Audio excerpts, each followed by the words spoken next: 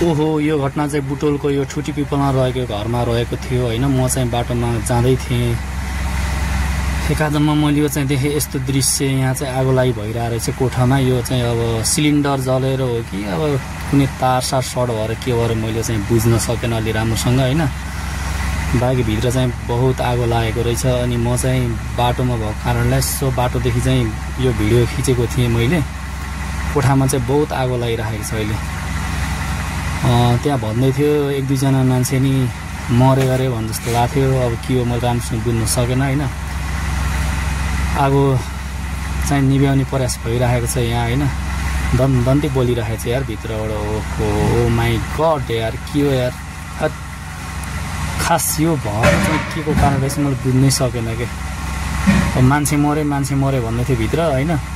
मान्छेहरू त निभाउने प्रयास त गर्दै थियो, तर यस्तरी दन्तै दन्किरहेछ भित्र पुरै। सायद यो तार सर्ट भएर हुनसक्छ, करेन्ट सप्लाई बिग्रेर के भएर हैन। ओहो यार अझै बलिरहेछ तेरिका यार। लास्टै बल्यो त यो त।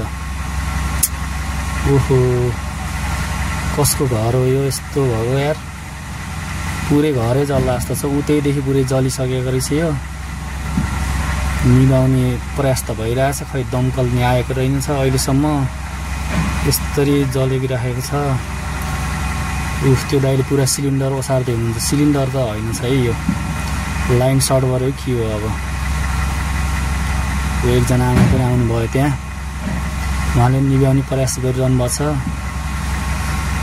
आमाले पनि निभाउने प्रयास गर्नुभएको। अरू मान्छे चाहिँ भुइँमा बसेर हेरिरहनु भएको। यस्तरी म चाहिँ बाटो पारी भएर त्यहाँबाट क्रस गरेर जानु नमिल्न सक्ने भए नगएको। म धेरै टाढा घुमेर जानुपर्ने भएकोले।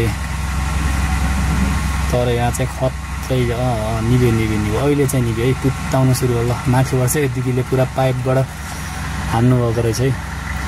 पाइपदेखि हान्नुभयो, त्यही भएर चाहिँ आगो चाहिँ निभ्यो। बाहिरबाट नि भित्रबाट नि गरेर सायद निभ्यो चाहिँ होला जहाँसम्म लाग्छ मलाई।